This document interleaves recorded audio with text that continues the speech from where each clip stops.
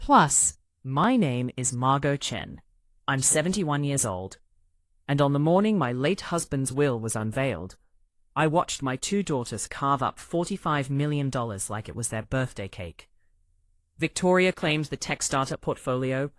Natasha inherited the vineyard estates, the penthouse suites, the yacht, the art collection, everything of tangible beauty.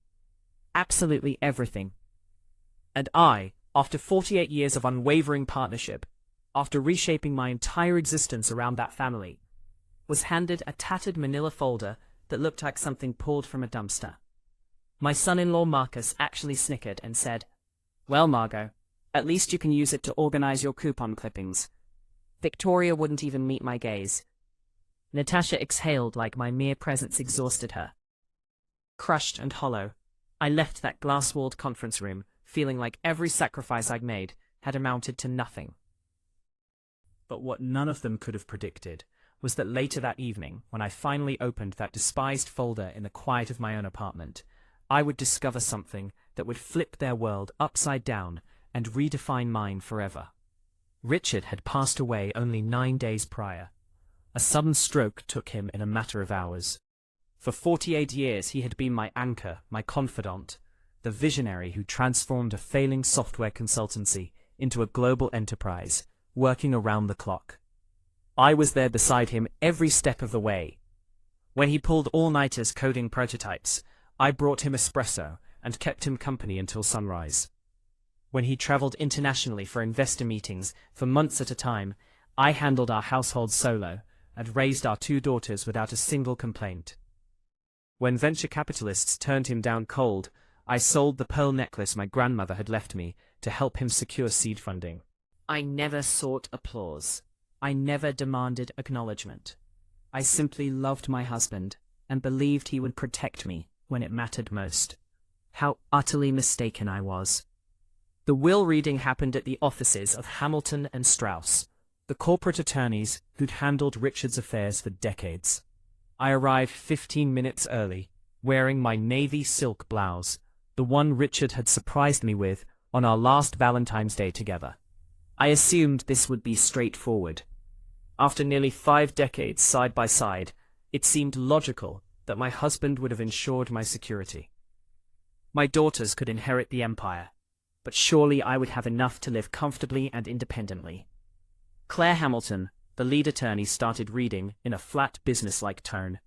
To my daughter Victoria Chen Galloway, I bequeathed the technology portfolio valued at $22 million. Victoria grinned like she'd just won the lottery. To my daughter, Natasha Chen Alvarez, I leave the vineyard properties generating $11 million annually, plus the penthouse collection. Natasha settled deeper into her leather chair, satisfaction radiating from her. The coastal estates, the yacht moored in Monaco, the modern art pieces, the offshore accounts, everything was distributed between them, like treasure divided among pirates. $45 million split down the middle, while I sat there, a ghost in the room, waiting to hear my name called. When Claire finally finished the seemingly endless inventory of assets my daughters were claiming, she hesitated. She glanced at a separate document and said, "For Mrs. Margot Chen." My pulse quickened. At last, I was about to learn what the love of my life had set aside for me. Claire continued, "I leave her this personal folder." And she slid across the polished table a faded manila folder that looked like it had been shoved into storage decades ago and forgotten. I accepted it with shaking hands while my daughters exchanged triumphant looks. Marcus, my son-in-law, couldn't suppress his laughter. "Well, Margot, at least you can use it to organize your coupon clippings." Victoria didn't even glance up from the asset sheets she was scanning. Natasha sighed heavily, as though my existence was an inconvenience she had to endure. The folder felt almost weightless in my grip. It seemed empty. It felt like mockery. Claire closed the will binder and pivoted toward my daughters to outline the legal steps required for them to assume ownership of their inheritances. They discussed wire instructions, property deeds, corporate restructuring, as if I weren't sitting right there, as if I were a phantom occupying that upholstered chair. I rose slowly, tucked the folder into my handbag, and moved toward the door. Nobody bid me farewell. Nobody asked if I needed assistance getting home. Nobody offered me a ride. I exited that steel and glass tower with a shattered heart, convinced that 48 years of devotion and sacrifice had been reduced to a tattered folder that likely held a sentimental note with zero real value. I wandered the streets of the city where I had spent my entire adult existence, where I had nurtured a family that now discarded me like trash, and I wept harder than I had since childhood. That night, seated in the study of my small apartment, with silence pressing down on me like a weight, I decided to open the folder. My hands trembled as I peeled back the worn slab. Inside was a single folded sheet of cream-colored paper. I unfolded it carefully and read the words penned in Richard's distinctive handwriting. Richard's script was unmistakable, that flowing penmanship I had seen in hundreds of love notes during our courtship, on anniversary cards, on messages he left on the refrigerator before heading to early meetings. But this time, the words I read stole the air from my lungs for the woman who truly saw me. Account number 7429 Delta Echo Hotel Foxtrot, Geneva Private Wealth Management, Switzerland. And beneath that, a line that made my entire body shake. What you discover here is merely the surface. They never deserved the whole truth, but you do. My heart pounded so violently, I thought it might crack a rib. A Swiss account. What was Richard talking about? For 48 years of marriage, he had shared everything about his ventures with me. Or so I believed. What secrets had he concealed? What truth had my daughters never earned the right to know? I stayed awake all night, tossing restlessly, clutching that paper to my chest like a lifeline. The following morning, I contacted the bank. My uncertain French was answered by a representative who spoke flawless English. I provided the account number, my identification details, and after a pause that felt eternal, I heard the words that altered my reality forever. Madam Chen, the current balance in your account is 137 million United States dollars. 137 million. The phone slipped from my fingers and clattered onto the kitchen tiles. 137 million. More than 3 times what my daughters had inherited combined. I sank to the floor, trembling, struggling to process what I had just been told. Richard had left me a hidden fortune, a fortune nobody knew existed, a fortune that made the 45 million from the official will look like pocket money. The representative continued, Madame, we also have instructions to courier a secure lockbox that your husband deposited with us 3 years ago. We can arrange delivery for tomorrow. A lockbox. What else had Richard kept hidden? What other revelations awaited me? I accepted the delivery and ended the call with unsteady hands. My mind whirled with questions. How had Richard amassed such wealth without my knowledge? Why had he kept it secret? Why had he chosen to leave it exclusively to me? And the question that haunted me most deeply, what truth had my daughters never deserved to know? The courier arrived the next afternoon at exactly 2 o'clock. It was a compact but heavy lockbox with a digital combination code, delivered in a sealed envelope. The numbers were our wedding date, August 9th, 1976. So typical of Richard. Ever the romantic, even in his most guarded secrets. I closed the blinds, silenced my phone, and sat before the lockbox with my heart hammering. I entered the code and heard the mechanism unlock with a soft click. Inside were files, photographs, recordings, and a thick envelope with my name written in bold letters. I opened it with trembling fingers and began reading the most shocking letter of my entire life. My dearest Margot. The letter opened. If you are reading this, it means I have departed this world and our daughters have revealed their true natures at the will reading. I know they humiliated you. I know they dismissed you like you were nothing. I know they laughed when you received that old folder. But I needed it to unfold this way. I needed them to expose who they truly are before you learned the full story. During the final 3 years of my life, I uncovered things about Victoria and Natasha that shattered my heart. Things that forced me to make choices I never wanted to face. The 137 million you found in the Swiss account represents only a portion of my actual wealth. There is more, far more, but before you understand everything, You must know the truth about our daughters. My world tilted. What truth? What had Richard uncovered? I kept reading, my soul bracing for impact. Victoria is not the tech genius she portrays herself to be. For 4 years, she has been embezzling funds from my company to finance her gambling addiction. She owes close to $3 million to illegal bookmakers who do not negotiate kindly. Marcus has no idea, but she has refinanced their home 3 times and is on the verge of foreclosure. The documentation proving all of this is in this box. I felt like I'd been struck in the chest. My elder daughter, who had always been my pride, was a compulsive gambler who had stolen from the family enterprise. But the letter continued, and what I read about Natasha was even more devastating. Natasha has a prescription drug dependency she has been concealing for 6 years. She has secretly liquidated 4 properties I gifted her to fund her habit. But the gravest issue is that she is entangled with suppliers who are extorting her.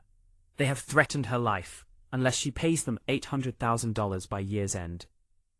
The proof of her debts and the photographs documenting her addiction are also in this box. Tears streamed down my face. How had I been so oblivious? How had I failed to notice my daughters destroying themselves? Richard's letter kept unraveling darker revelations. But what wounds me most profoundly, my love, is what they conspired to do to you. I overheard them speaking one evening in my office. They assumed I was unconscious from medication, but I caught every single word. Victoria told Natasha that once I died, they needed to eliminate you as swiftly as possible. Marcus suggested declaring you mentally unfit and committing you to a memory care facility. Natasha agreed it would be simple to find a physician willing to sign the required paperwork. They wanted to seize whatever inheritance you might receive and confine you somewhere you wouldn't interfere with their schemes. The paper grew damp from my tears. My own daughters, my own flesh and blood, had plotted to lock me away like a diseased animal to steal whatever I had. That is why I decided to shield you, Richard's letter went on. That is why I moved the bulk of my assets into accounts only you can access. That is why I allowed them the scraps from the public will while you control the real inheritance. The $137 million is just the beginning, my love. There are properties across Europe, investments in emerging Asian markets, accounts in secure jurisdictions. In total, more than $260 million that now belong to you. But I also leave you something more precious than money. The truth. And with that truth, the power to decide what becomes of our daughters. My hands shook so violently I could barely hold the letter. $260 million, a fortune that rendered my daughter's official inheritance laughable. The letter concluded with a sentence that branded itself onto my heart. You choose whether to use this knowledge to protect yourself, or to teach them a lesson they will carry forever. I can no longer watch over you, but I have given you the tools to watch over yourself. With all my eternal devotion, Richard, I placed the letter on the table and examined the contents of the lockbox. Photographs of Natasha with dilated pupils, pill bottles scattered around her, bank statements revealing Victoria's debts, contracts signed with dangerous loan sharks, audio files stored on small devices I didn't yet have the courage to play. My husband had become a private investigator during his final years, meticulously cataloguing the corruption of our own children. And now that explosive evidence was in my possession. I sat in that study for hours, surrounded by images that demolished the picture I had of my daughters. Natasha with vacant eyes, swallowing pills in a luxury hotel bathroom. Victoria signing contracts with men in dark clothing who were clearly not legitimate financiers. Casino receipts totaling tens of thousands of dollars. Pawn tickets for items I believed they still owned. My perfect world, my model family, was collapsing before me like a house built on sand. But what hurt the deepest wasn't the addictions or the debts. It was the plan they had devised to dispose of me. In one of the audio recordings I finally dared to listen to, I heard Marcus saying, "Once she's institutionalized, we can liquidate the family condo and divide the proceeds. She's an elderly woman. She won't even understand what's happening." And Victoria's response, "Mum was always so trusting. It'll be effortless to convince her it's in her best interest." Over the next several days, I immersed myself in examining every document Richard had left in that lockbox. He had hired professional investigators to surveil our daughters. He had captured phone conversations.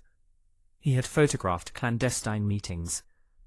My husband had assembled a complete dossier on Victoria and Natasha's deceptions and betrayals. And among all those papers, I found something that sent ice through my veins. A signed agreement between my daughters and a specialized elder care corporation. They had already paid the deposit to commit me to a place called Maplewood Senior Residence, a private facility 4 hours outside the city. The contract was dated 11 days before Richard's stroke. They had planned to confine me before their father even passed. They had planned to rob me while I mourned at his memorial service.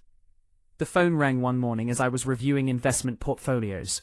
It was Victoria, using that artificial sweetness she deployed when she wanted something. "Mom, we need to have a conversation. Marcus and I are concerned about your well-being. You've been so withdrawn since the funeral." Concerned? The irony was suffocating. I told her I was managing, that I simply needed time to grieve. But she pressed on. "It's unhealthy for you to be isolated in that apartment. We've been exploring options to make you more comfortable." There it was. The scheme was already in motion. "What sort of options?" I asked, feigning innocence. "Well, there are some wonderful communities where you could have companionship, structured activities, round-the-clock medical support. Places where you wouldn't have to worry about daily responsibilities. Places like Maplewood Senior Residence," I thought. Feeling fury begin to simmer inside me. That same afternoon another call came, this time from Natasha. "Mom, Victoria mentioned you spoke earlier. I think it's a brilliant idea for you to consider relocating somewhere more appropriate for someone your age." Her voice sounded strained, rehearsed. "Besides," she continued, "we should discuss finances. Dad left you the condo, but maintaining it is incredibly expensive. The property taxes, the utilities, the repairs. It would make more sense to sell so you could live somewhere without those burdens." Selling the condo. Of course, that was part of the plan. Eliminate me and claim whatever they could. "I'm not rushing into any decisions," I replied. "We just said goodbye to your father." "But Mom," she insisted, "the longer you delay, the more complicated it becomes. At your age, transitions are difficult. It's wiser to act quickly." At my age, as if I were a senile old woman incapable of managing her own life. Over the following days, the pressure intensified. Victoria, Natasha, and Marcus took turns calling me, always with brochures for senior living communities and arguments about my safety and comfort. They began appearing at my apartment unannounced, always armed with glossy pamphlets and persuasive scripts. "Look at this place, Mom," Marcus would say, displaying photos of manicured gardens and recreation rooms. "They offer physical therapy, art workshops, day trips. You'd thrive there." But I had researched that facility. It was a gilded prison where families deposited inconvenient elders and erased them from memory.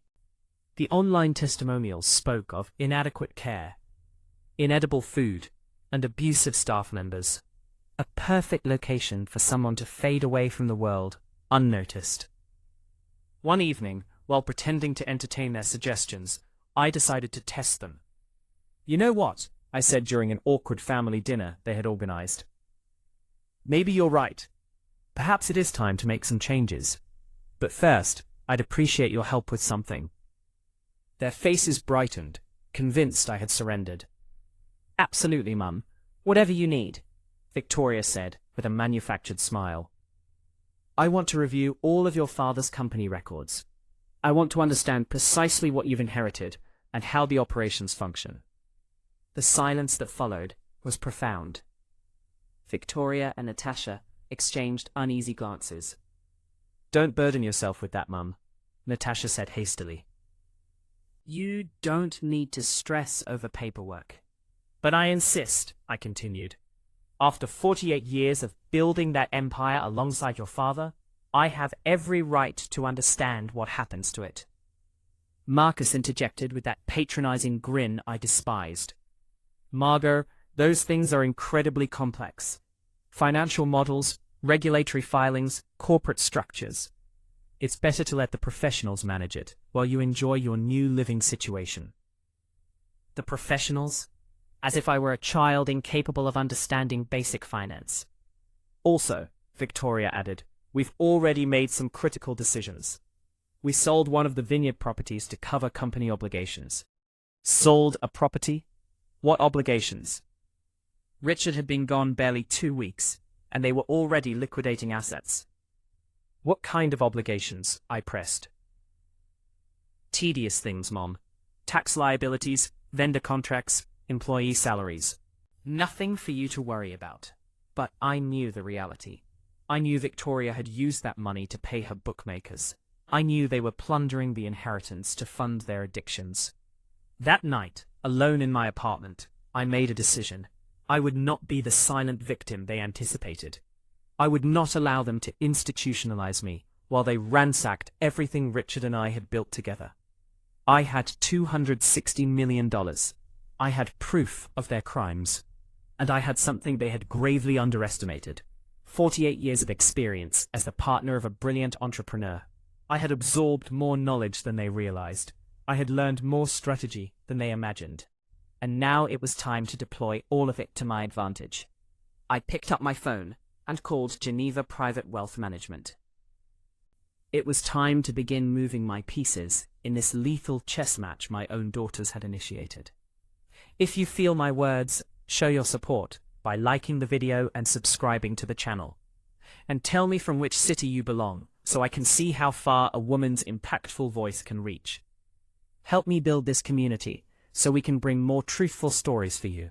The next morning, as I was sipping green tea, my doorbell chimed. It was a distinguished older gentleman who introduced himself as Bernard Whitmore, an attorney. Mrs. Chen, I'm here on behalf of your late husband. I have specific instructions to execute. Richard had hired independent counsel, separate from Hamilton and Strauss, to manage his confidential affairs. Bernard handed me a thick portfolio filled with legal instruments. Your husband requested I deliver this to you precisely 2 weeks after his passing. These are powers of attorney, corporate resolutions, and authorities that grant you complete control over all his enterprises if you choose to exercise them. Complete control? Richard hadn't merely left me money, he had handed me the keys to the entire kingdom. Your daughters are unaware these documents exist. According to your husband's directives, you possess the authority to nullify their inheritances if you determine they are violating the family's ethical standards. Bernard Whitmore settled into my living room and began explaining documents that seemed straight out of an espionage thriller. Your husband was extraordinarily meticulous, Mrs. Chen. These agreements grant you 62% of the voting shares in all the family businesses. On paper, your daughters inherited operational control, but legally, you are the controlling shareholder. My head spun as I tried to absorb the information. How is that even possible? The will Claire read was explicit. That will, Bernard interrupted, addressed only the visible assets. Your husband created an intricate corporate architecture where the companies operate under the umbrella of a family trust. Chen are the sole trustee of that entity. Richard had been playing three-dimensional chess while everyone else thought we were playing checkers. He had constructed a perfect legal snare disguised as a generous bequest to his daughters. But there's additional information, Bernard continued, opening another folder. Your husband also commissioned me to investigate your daughter's activities over the past 4 years. What we discovered is sufficient to completely void their inheritances, and, in certain instances, to initiate criminal charges. He showed me photographs I had already seen in the lockbox, but also new evidence, suspicious wire transfers, falsified invoices, fraudulent expense reports. Victoria has been diverting company resources to settle gambling debts. In total, she has misappropriated nearly $4 million. Natasha has been using corporate vehicles and facilities to support her prescription drug dependency, effectively turning the family vineyards into fronts for illegal activity. Each disclosure felt like a hammer blow to my chest. How had I raised 2 criminals without realizing it? Bernard produced an audio player and pressed play. I instantly recognized my daughter's voices. When the old woman is locked away, Victoria was saying, we can liquidate all remaining assets, and relocate overseas. With 60 million each, we can rebuild our lives in Europe. Natasha's voice responded, agreed, but we need to move fast. The suppliers are demanding payment. If I don't settle my account soon, they've threatened violence. Don't worry, Victoria continued. Within 3 weeks, Mum will be institutionalized and will have access to everything. Hamilton has already drafted the incapacity documents. They weren't just planning to steal from me. They were planning to flee the country after destroying everything Richard had created. Your husband recorded this conversation 4 weeks before his stroke, Bernard explained. That's why he expedited all the legal preparations. He knew his time was limited and he needed to protect you. He handed me a specialized mobile device. This phone is linked directly to my office and to law enforcement. If you feel threatened at any moment, press the red button, and assistance will be dispatched immediately. The gravity of my situation began to sink in. I wasn't simply dealing with ungrateful children, I was confronting desperate criminals who viewed my disappearance as the solution to all their problems. What would you recommend I do? I asked him. Bernard smiled, though the expression didn't reach his eyes. Your husband asked me to relay this message, verbatim. Margot, you are stronger and more capable than they comprehend. It's time they discovered who they're really dealing with. That night after Bernard departed, I sat before my vanity mirror and truly studied myself for the first time in months. I saw a 71-year-old woman with silver hair I had allowed to grow naturally, with lines etched across my face that chronicled decades of joy and sorrow. But I also saw something I had forgotten existed: determination, fierceness, fire. For all those years of being the devoted wife, the selfless mother, I had buried the fighter I had been in my younger days. The woman who had sold her heirloom pearls to help Richard launch his startup. The woman who had worked double shifts when finances were tight. The woman who had negotiated with banks, suppliers, and competitors to defend her family. That woman was still inside me, dormant but not deceased, and it was time to awaken her. The next day, I launched my counteroffensive. First, I transferred $15 million to a domestic account. I needed immediate liquidity for what I had planned. Next, I hired a private security company to monitor my apartment 24 hours a day. If my daughters intended to accelerate my institutionalization, they would encounter far more resistance than they anticipated. I also retained a forensic accountant to audit all the family enterprises. I wanted official documentation of every dollar they had stolen. Finally, I consulted with 4 different criminal defense attorneys and provided them copies of all the evidence I possessed against Victoria and Natasha. I wanted to be prepared for every possible scenario. Victoria appeared at my apartment unannounced on Friday afternoon.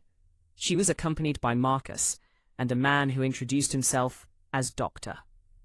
Sullivan, a geriatric psychiatrist. The trap was being set.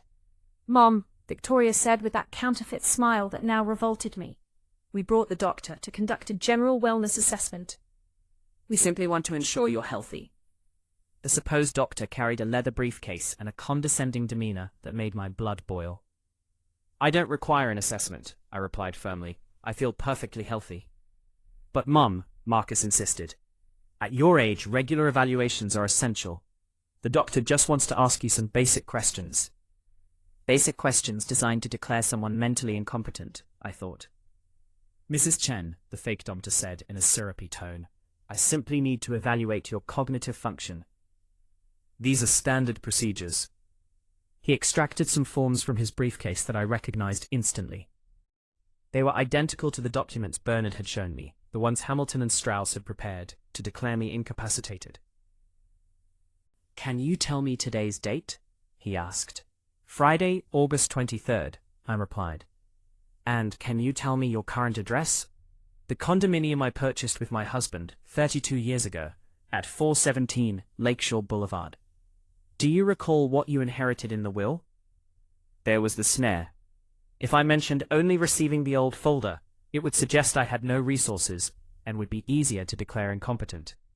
If I mentioned the $260 million, they would assume I was delusional. "I remember perfectly," I replied. looking directly into Victoria's eyes, that you inherited 45 million in companies and properties. I also remember that I received a folder you considered worthless. The doctor scribbled something on his forms.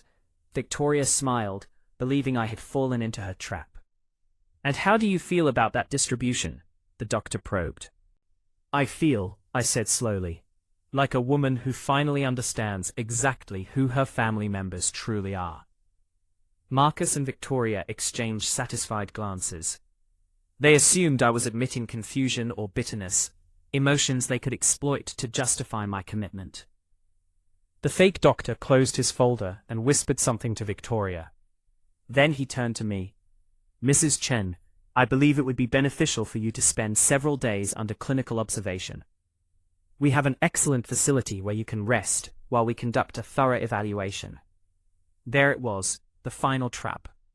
No thank you, I replied with the firmest voice I could summon. I feel perfectly capable of managing my own affairs. But Mom, Victoria said, and for the first time, there was an unmistakable note of menace in her tone. This isn't a request. The doctor believes you require specialized care. The doctor, I replied, rising slowly, can believe whatever he wishes, but this is my home, and I decide who enters and who leaves. At that moment, Marcus made the error I had been anticipating. He stepped toward me with that venomous smile and said, Margot, don't make this difficult. We all understand you can't take care of yourself anymore. It's time you accept reality and let the adults make the important choices. The adults, as if I were a child, as if 48 years of marriage and empire building had taught me nothing about life and power. I looked at Victoria, at Marcus, at the fraudulent doctor, and I smiled for the first time in weeks. It was a smile they had never witnessed before, a smile that would have made Richard proud. And that's precisely what I'm about to do. I removed my phone, the one Bernard had given me, and activated the recording function. I want to be completely clear about what is transpiring here, I said in a steady voice as I recorded them. My daughter Victoria, my son-in-law Marcus, and this supposed psychiatrist are attempting to force me into a facility against my will. The fake doctor immediately grew agitated. Ma'am, this is merely a routine medical evaluation. Routine? I responded, keeping the phone aimed at them. Is it routine to arrive at my home unannounced? Is it routine to bring commitment paperwork already completed? Is it routine to conspire to institutionalize someone to steal their assets? Victoria tried to grab the phone from me. Mom, put that away. You're behaving irrationally. On the contrary, I said, stepping back. I'm behaving exactly as a woman should, who discovered her own family plotting to confine her, to steal her inheritance. Victoria's expression transformed completely. The mask of the concerned daughter fell away, and for the first time, I saw her authentic face. Cold, calculating, ruthless. We don't know what you're talking about, Marcus stammered, but his voice wavered. I'm talking, I continued, pulling one of the photographs Richard had left in the lockbox from my purse, about this. It was an image of Victoria exiting an underground gambling den at 4 a.m, visibly intoxicated, flanked by two men who were obviously not legitimate business people. I'm talking about the gambling debts. I'm talking about the money embezzled from the company. I'm talking about the contract you already executed with Maplewood to have me committed. The silence that followed was deafening. The fake doctor started backing toward the exit. I think there's been a misunderstanding. I should leave. Not so quickly, doctor, I said, blocking his path. How much did they pay you to sign fraudulent incapacity documents? The man went pale.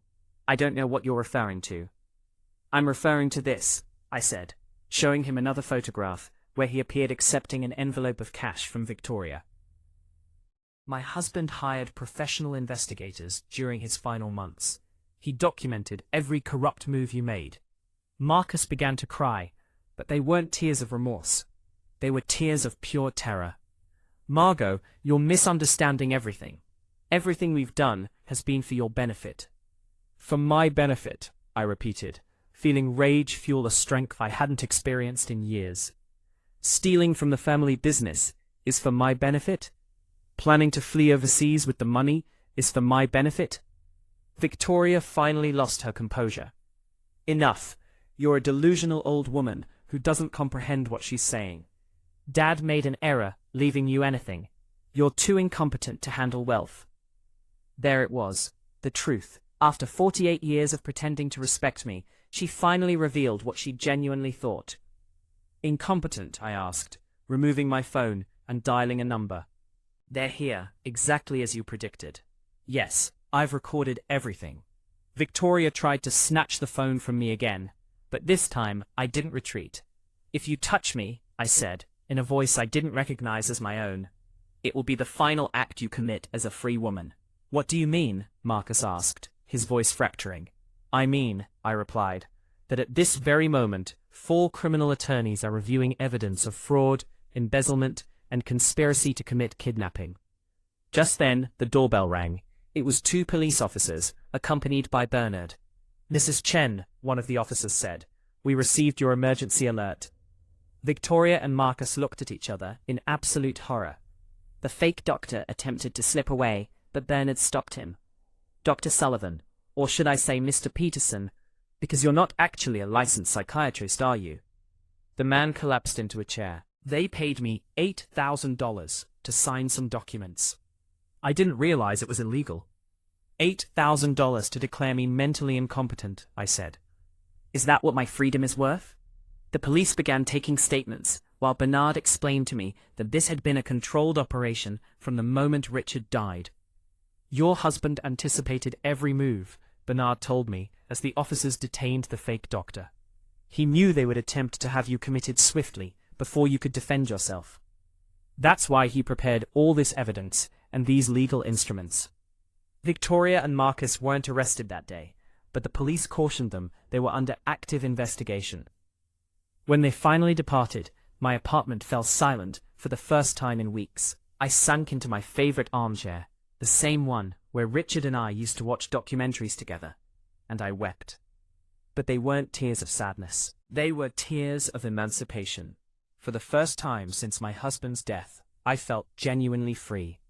That night, I called both of my daughters. Not to plead or attempt to reconcile. I called them to deliver an ultimatum. You have 72 hours to return every penny you embezzled from the family businesses. You have 72 hours to cancel the agreement with Maplewood.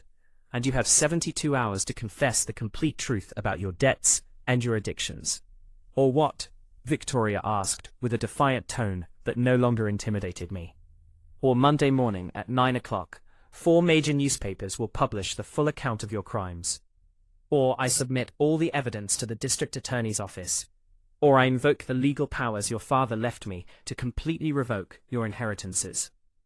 The silence on the other end confirmed they finally grasped who they were confronting. Impossible, Natasha muttered.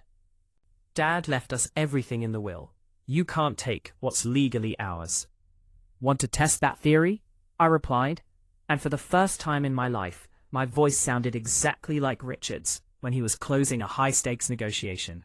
Because it turns out your father was significantly more strategic than you imagined, and I'm considerably more formidable than you ever believed.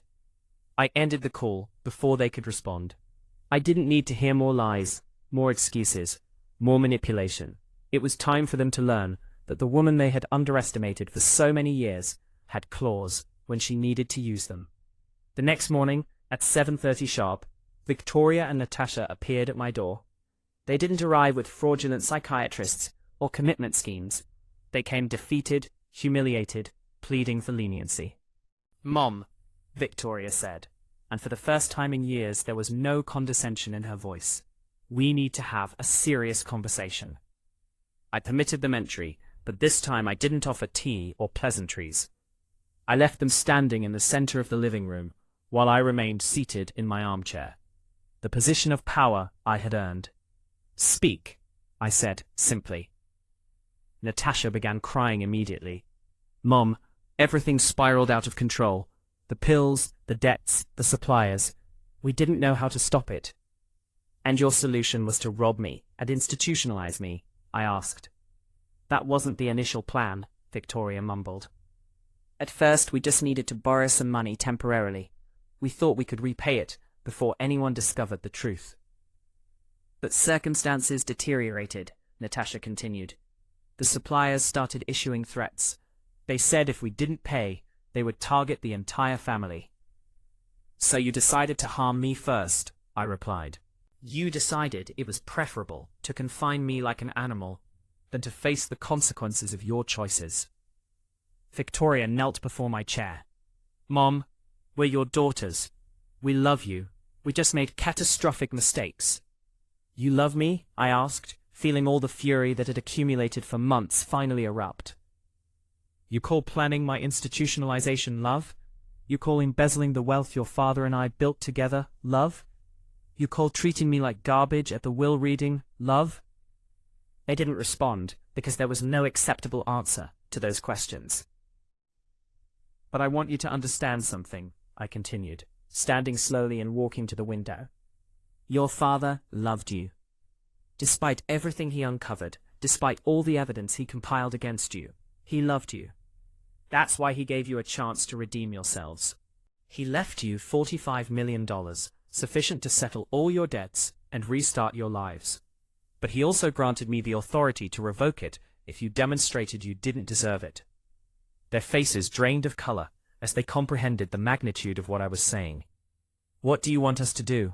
Victoria asked, her voice breaking. I smiled, but it wasn't a maternal smile.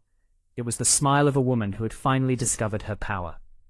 What I want, I said, circling my two daughters kneeling on my living room floor, is for you to understand that the rules have changed.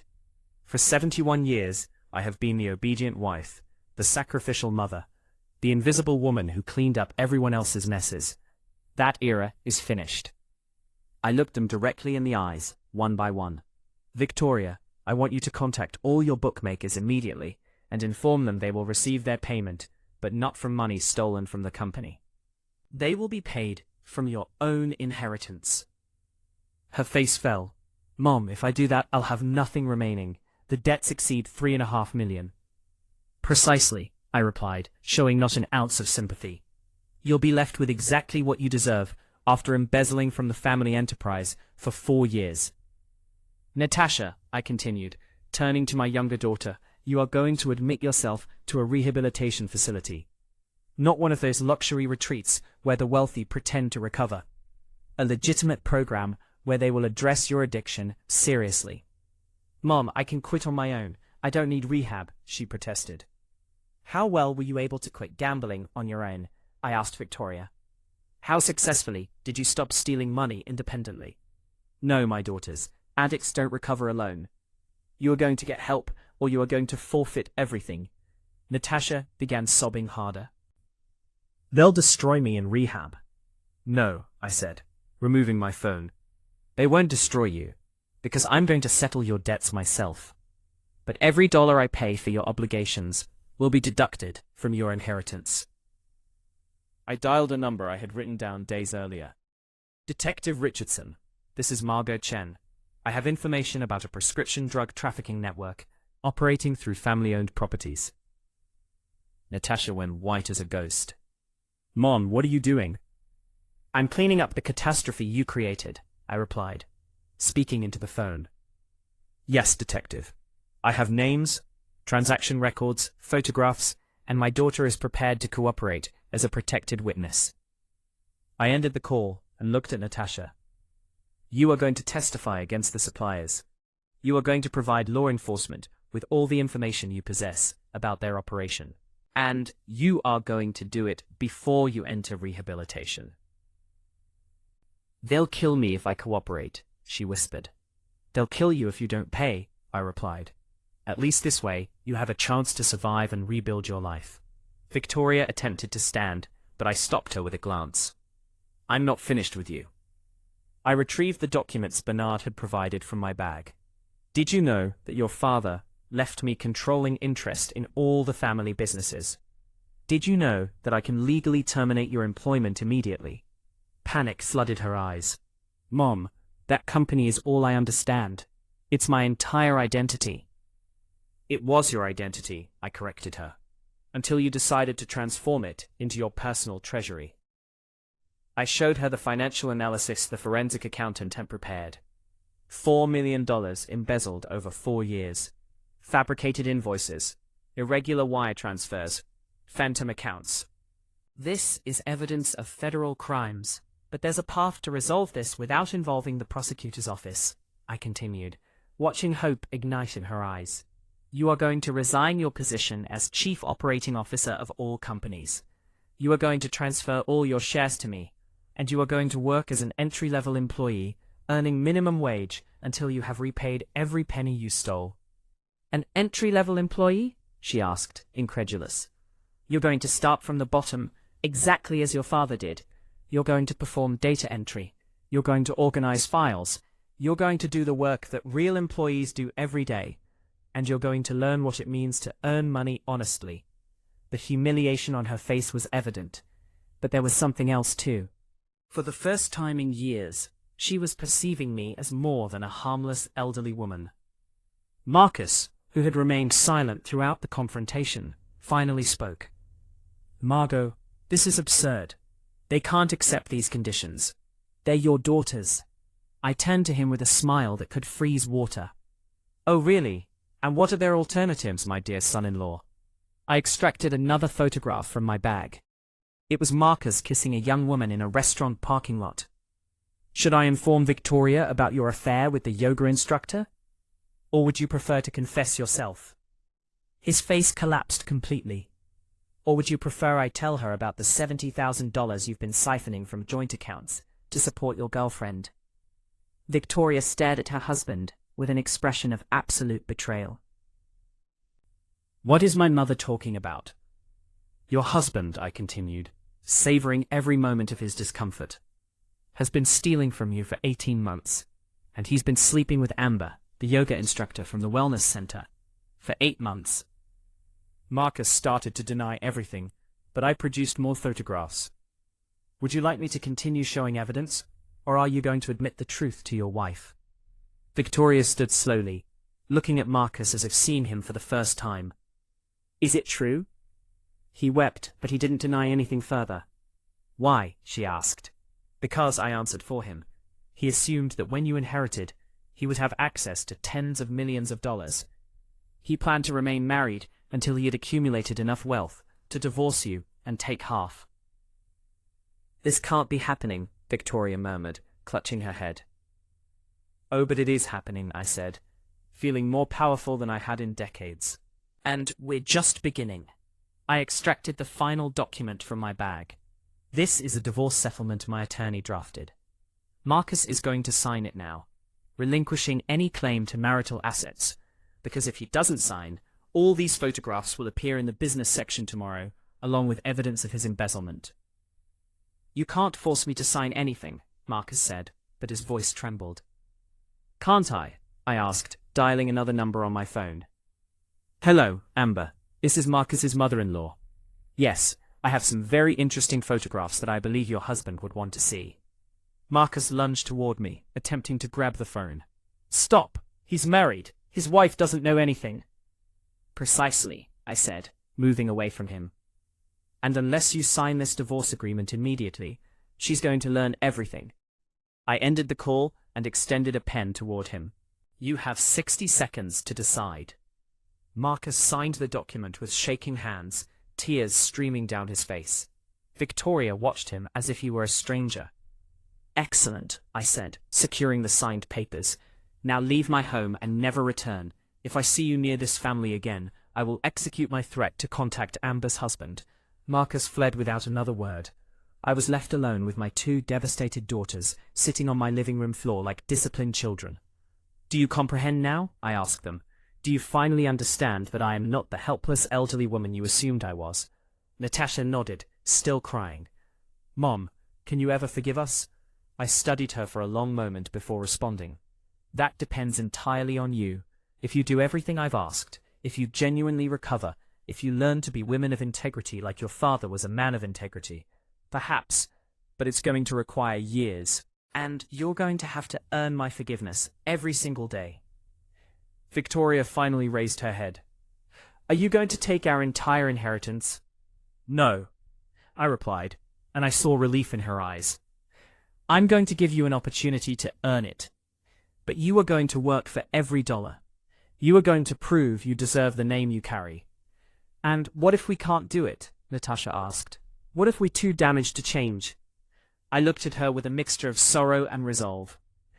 Then you will forfeit the chance to know the mother you always had, but never bothered to see. I stood and walked to the window, turning my back to them. Your father left me $260 million, my daughters. Sufficient wealth to live like royalty until my final day. Sufficient wealth to help thousands of people who genuinely need assistance. You will determine whether you want to be part of that legacy, or whether you will be left on the periphery, watching what you could have had. When I turned around, they were no longer in my living room. They had departed silently, finally understanding that the balance of power had shifted permanently. The following days were the most peaceful I'd experienced in months. For the first time since Richard's death, my apartment truly felt like my sanctuary. There were no manipulative daughters appearing unannounced. No venomous sons-in-law making snide comments. No fraudulent psychiatrists attempting to declare me incapacitated. Just me, my morning tea, and the strange but liberating sensation of having complete autonomy over my existence. Victoria fulfilled her promise, contacting all her bookmakers and informing them they would receive payment from her own inheritance. Natasha voluntarily admitted herself to a rehabilitation center in the mountains. And Marcus had vanished entirely, probably holed up in some hotel while he calculated how to rebuild his life after his perfect scheme imploded. But I knew this was merely the beginning. For 48 years, I had been the wife who supported from behind the scenes. Now it was time to discover who Margot was as an independent individual, as a woman with authority, as the heir to a $260 million empire. The first decision I made was to visit all the enterprises I now controlled. I wanted to meet the employees who had worked for Richard for years. I wanted to understand precisely what my husband had built and how I could improve it. The first stop was the primary technology firm where Victoria had been chief operating officer until the previous week. When I arrived at the headquarters dressed in a charcoal pantsuit I had purchased specifically for the occasion, all the employees observed me with curiosity. They knew I was the founder's widow, but they had never encountered me in a professional capacity. "Good morning," I said to the 45 employees assembled in the main conference hall. "I am Margot Chen, and from this moment forward, I am the owner and chief executive officer of this company." A murmur of astonishment rippled through the room. I know some of you are anxious about the recent transitions. I know you've heard speculation about financial difficulties. I want you to know that those problems have been addressed, and that this company will continue operating under new policies of transparency and integrity. An older woman whom I recognized as Patricia, the head of software development, raised her hand. "Mrs. Chen, with all due respect, do you have experience managing a technology company?" It was a fair question, and I had rehearsed the answer for days. "Patricia," I replied. "For 48 years, I sat at the dining table with Richard every evening, while he discussed every project, every challenge, every strategic decision. For 48 years, I reviewed proposals, listened to conference calls, participated in business planning. The difference is that now, instead of advising from the shadows, I will be leading from the forefront." Several employees nodded in approval. They had witnessed my dedication to the family for decades. "But there are changes that will be implemented immediately," I continued. "First, we are going to conduct a comprehensive audit of all finances from the past 4 years. I want to know precisely where every dollar was allocated." I noticed some of the accountants exchanged nervous glances. They probably knew about Victoria's irregularities, but had remained silent out of fear. "Second, we will implement a performance-based bonus system, not favoritism. Third, any employee who possesses information about past irregular activities can meet with me privately without fear of repercussions to help me restore integrity to this company." I raised my hand to silence the whispers. "And fourth, the base salary at this company will increase by 35%, effective immediately. The silence that followed was absolute. Then gradually, applause began. These workers had watched Victoria squander money on designer clothes and exotic vacations while they struggled to afford childcare and mortgages. Now they had a leader who understood what it meant to labor diligently for every dollar. Over the next several hours, multiple employees came to my temporary office with information about the financial irregularities. They confirmed everything I already knew and added details that made my blood simmer. Victoria hadn't just embezzled to cover gambling debts. She had also been overcharging clients and pocketing the difference. She had sold premium software licenses and delivered standard ones, keeping the surplus and compromising client relationships. That afternoon, I visited the vineyards that had been Natasha's inheritance. The situation there was even more disturbing. The managers confirmed that for months they had been pressured to accept special deliveries that arrived in cash with no documentation. The money laundering had been so blatant that several employees had considered resignation rather than become accomplices. "Why didn't you report anything?" I asked them. "Mrs. Chen," replied Thomas, the vineyard operations manager, "Miss Natasha told us that if we spoke to anyone about the special deliveries, we would lose our positions. Some of us have families depending on us." The fury I felt at that moment was volcanic. My daughters hadn't just stolen wealth. They had intimidated honest workers into becoming accessories to their crimes.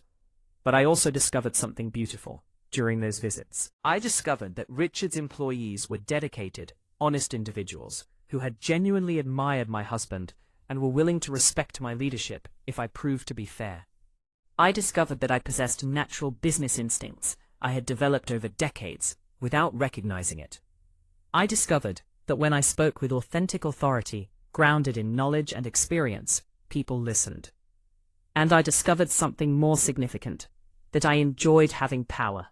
I enjoyed making decisions. I enjoyed being the executive instead of the invisible spouse. That night, seated in my study, with a glass of red wine and the company's financial reports spread across the desk, I called Bernard. "How are the criminal investigations progressing?" I asked. "Extremely well," he replied. "Natalie is cooperating comprehensively with law enforcement from the rehabilitation facility. Her testimony is going to dismantle the entire prescription drug network that was operating through the vineyards. It's going to be a landmark case. And Victoria? Victoria is complying with the repayment schedule to her bookmakers. She started working as a data entry clerk at one of her own companies. The employees are, let's say, enjoying the irony of watching her perform menial tasks." I laughed for the first time in weeks. Poetic justice tasted exquisite. "But there's something else I need to discuss with you," I continued. "I want to establish a charitable foundation. I want to use a portion of this $260 million to assist elderly women who find themselves in vulnerable situations." Bernard was silent for a moment. "Women like you would have been if Richard hadn't protected you." "Exactly," I replied. "Women whose children abandon or exploit them. Women who lack resources to defend themselves. Women whom society renders invisible simply because they are older. That's a noble vision, Margot. Your husband would be immensely proud." "I hope so," I whispered, touching the photograph of Richard I kept on my desk. The days passed, and gradually I began rebuilding not only the businesses, but also my relationship with my daughters. Victoria came to visit me every Sunday after her week of clerical work. She was leaner, more humble, but also more authentic than she had been in years. "Mom," she said one Sunday, "I want you to know that for the first time, I comprehend what Dad experienced when he built all this. Honest labor has a different quality to it." Natasha called me from the rehabilitation center 3 times weekly. Her conversations were painful but honest. "I'm learning to exist without deceiving myself," she told me in one call. "It's the most challenging thing I've ever attempted in my life." Were they going to earn my complete forgiveness? I didn't know. Were they going to eventually reclaim their full inheritance? That was their decision to make.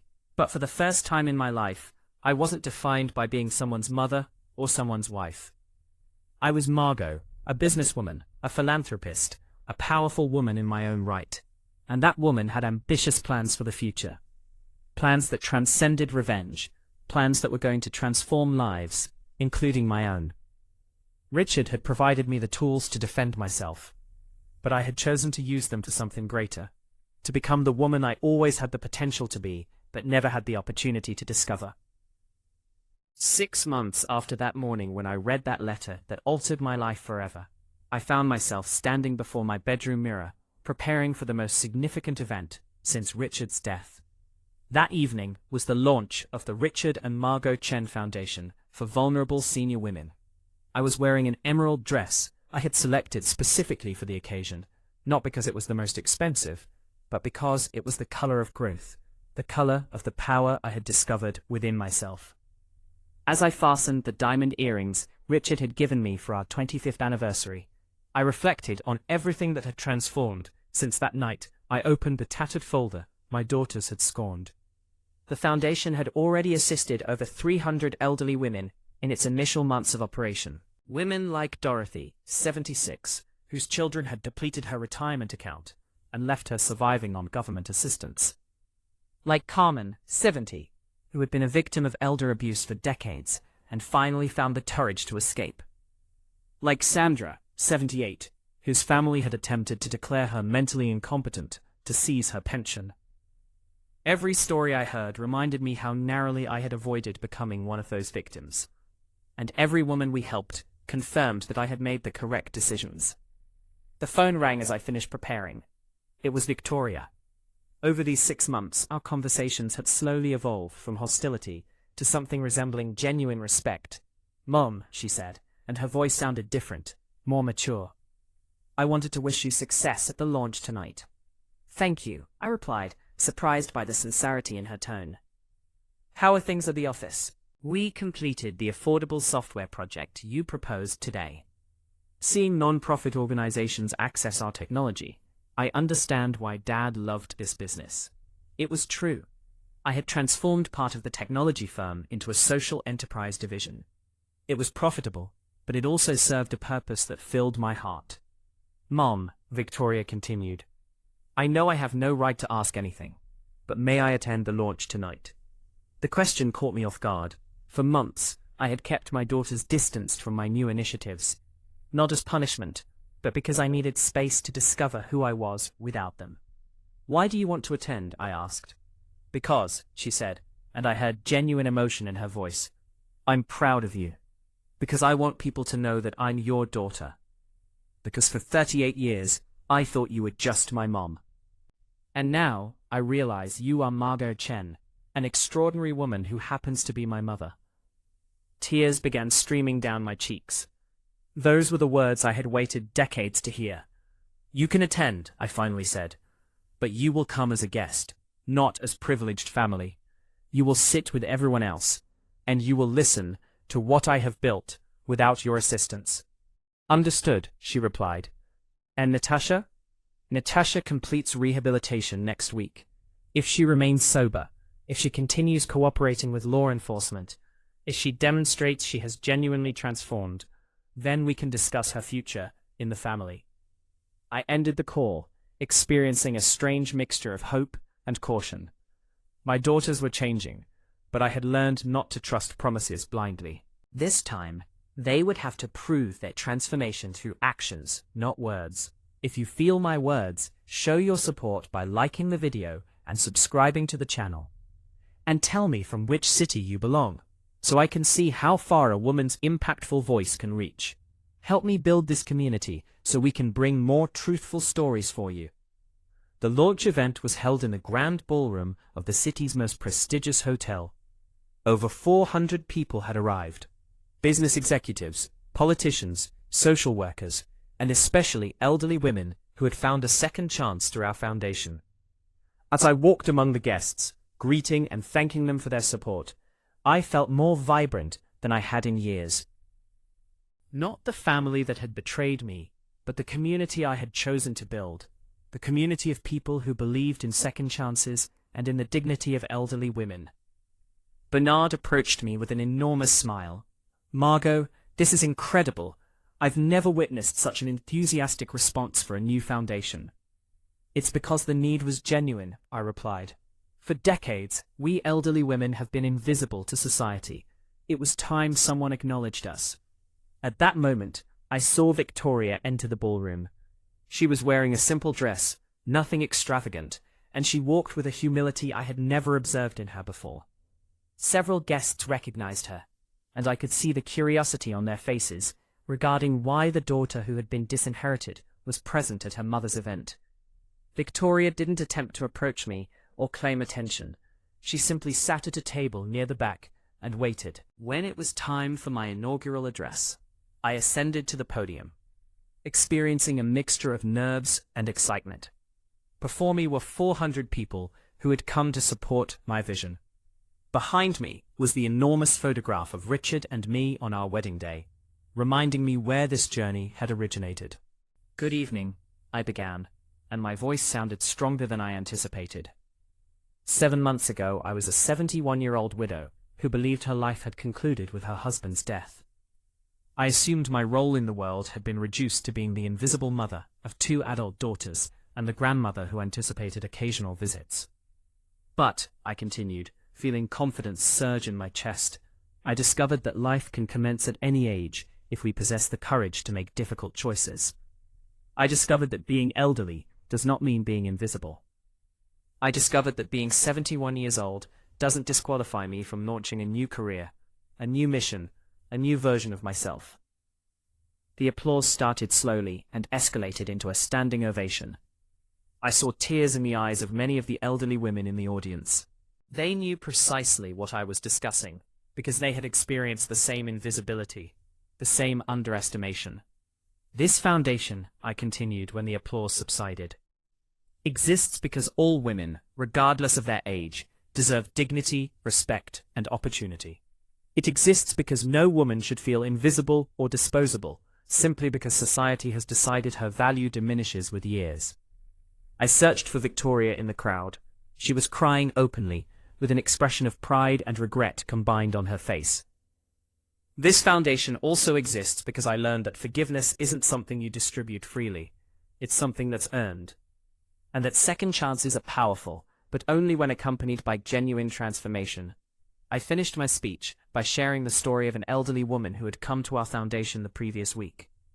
Her children had sold her condominium while she was hospitalized and divided the proceeds. When she was discharged, she had nowhere to reside, and her own children told her to manage on her own. That woman, I said, now has a decent apartment, legal representation to recover what was stolen from her, and a part-time position at our foundation, assisting other women in similar circumstances. Because it turns out that at 75 years old, she still had tremendous value to offer the world. She just needed someone to recognize it. When I descended from the podium, the ovation lasted for nearly 7 minutes. One after another, women approached to embrace me, to share their stories, to thank me for giving them a voice. But the most emotional moment came when Victoria timidly approached at the end of the evening. "Mom," she said, tears still fresh on her cheeks, "I want to apologize. Not just for the money, not just for the plan to institutionalize you. I want to apologize for not seeing you for 38 years, for treating you like you were merely my mum instead of Margot Chen, this remarkable woman who was always present, but whom I was too blind to recognize." I studied her for a long moment before responding. "Victoria," I finally said, "forgiveness is earned through time and actions, but respect, you've already earned that. You came here tonight expecting no special treatment. You sat in the back without demanding recognition. You cried with pride for my achievements, instead of resentment for your circumstances. That tells me that perhaps, just perhaps, you're beginning to become the woman your father always hoped you would be." For the first time in 7 months, I embraced her. Not as the mother who automatically forgives, but as the strong woman who recognizes genuine growth in another person. 1 year after that infamous morning in Hamilton and Strauss's office, I find myself seated in the garden of my apartment building. The same condominium my daughters once wanted to liquidate to confine me in a nursing facility. But everything has transformed. The garden is more beautiful than ever, because I now have time to cultivate it myself. The businesses are operating more successfully than when Richard was alive, because I've learned that leading with both compassion and strategy produces superior results than leading with ambition alone. And my family, well, my family has evolved into something I never thought possible. An authentic family grounded in mutual respect, instead of false obligations. Natasha completed rehabilitation 7 months ago, and has remained sober ever since. It wasn't effortless. There were relapses, crisis evenings, moments where I thought I had lost her permanently. But something shifted when she testified against the suppliers who had been extorting her. Witnessing those criminals sentenced to prison because of her testimony gave her a purpose that pills never could. She now works at the foundation, assisting other recovering addicts. Her salary is modest compared to what she once possessed, but she tells me it's the first income she's earned that she feels genuinely proud of. Mom, she told me last week, I never imagined helping other people could fill the emptiness I was trying to fill with prescription drugs. Victoria has also transformed, though her path has been different. After 1 year working as a data entry clerk at her own company, I promoted her to project manager. Not out of favoritism, but because the other employees respected her transformation. She had learned what it means to earn every dollar through honest effort. She had learned the names of all the employees, their family circumstances, their genuine needs. It's strange, she told me a few days ago, as we had coffee in my kitchen. But I feel like I'm only now understanding what Dad built. It wasn't merely wealth. It was a community of people who depended on us to support their families. She had divorced Marcus, who had disappeared from our lives as swiftly as he had appeared. We didn't know his whereabouts, nor did we care to know. But the most significant change wasn't in my daughters. It was in me. For 71 years, I had defined my value through my relationships with others. As a daughter, as a wife, as a mother. I had never existed simply as Margot. Now, when I wake each morning, I am not Richard's widow or the mother of Victoria and Natasha. I am the Chief Executive Officer of 4 thriving enterprises. I am the founder of an organization that has assisted over 800 elderly women in reclaiming their dignity. I am a 72-year-old woman who is experiencing the most exciting and productive phase of her life. I am someone who makes critical decisions, who influences the lives of thousands of people, who builds legacies that will endure for generations. The foundation has expanded beyond my most optimistic dreams. We now have 5 shelters for elderly women who are victims of family exploitation, a complimentary legal assistance program, a vocational training center that teaches new skills to women who believed their careers were finished, and a microloan program that helps senior entrepreneurs launch small businesses. Last week, a 68-year-old woman who had been unemployed for 3 years opened her own artisan bakery with one of our microloans. When she cut the ribbon at the grand opening, she was weeping with joy because she finally felt useful, valuable, and capable again. But perhaps the project I am most proud of is the Grandmother Mentor Program. We connect elderly women with business experience with young female entrepreneurs who need guidance. It turns out that decades of life experience, of having navigated family and financial crises, of having raised families and supported husbands in building businesses, makes us exceptional mentors. The young women need us more than anyone realized, and we have more to offer than society had ever acknowledged. It's beautiful to witness how the wisdom of one generation becomes the foundation for the success of the next. Bernard visited me yesterday to discuss legal documents for a new expansion of the foundation. Margot, he said as we reviewed contracts, did you ever envision you would become all this? Never, I answered honestly. For 48 years I believed my destiny was to be invisible, that my role was to support the dreams of others without having any of my own. Now, I said, gazing out the window at the garden where Richard and I used to walk together. Now I understand that he didn't just leave me wealth in that tattered folder. He left me permission to become who I always could have been, but never dared to be. This afternoon, I have a meeting with the governor. She wants the foundation to partner with the state government to create a pilot program that could be expanded nationally. Assisted living programs that respect the independence of elderly women. Community centers where they can socialize and remain active without feeling like burdens on their families. Public policies that recognize that elderly women are a valuable social resource, not a problem to be concealed. The idea of influencing policies that will affect thousands of women across the nation excites me more than any inheritance I could have received. My daughters join me for lunch every Sunday, not out of obligation, but because they genuinely enjoy my company. Our conversations have evolved from apologies and resentment to authentic debates about business, about life, about the future. Victoria consults me on strategic decisions at the technology firm. Natasha discusses the challenging cases she handles at the foundation. They request my advice, not because I am their mother, but because they respect my judgment as a businesswoman and as a person. It's the family relationship I always desired, but never knew how to construct when we were younger. Have I forgiven them completely? That's a question I frequently ask myself. Forgiveness, I've discovered, is not an event, but a process. Every day that I observe Victoria treat her employees with genuine respect, I forgive her past arrogance a bit more. Every day that I witness Natasha help another recovering addict, I forgive her betrayal a bit more. But more important than forgiving them, I've learned to forgive myself. To forgive myself for being invisible for so many years. To forgive myself for accepting emotional scraps when I deserved feasts of love and respect. The tattered folder I received that day in Hamilton and Strauss's office sits on my desk as I write these reflections in my journal. It no longer contains just the account number that changed my life. Now it holds letters from women we have helped, photographs of project inaugurations, newspaper articles about the Foundation's achievements. It has become a symbol of transformation, of second chances, of the beauty that can arise from the ashes of humiliation. Every time I look at it, it reminds me that endings can be beginnings, that crises can be opportunities, and that it is never too late to become who you are destined to be. If I could travel back and speak to the Margot who walked out of that office crying 1 year ago, I would tell her, don't weep for what you have lost. Celebrate what you are about to gain. Don't lament the daughters who betrayed you. Prepare to meet the women they are going to become.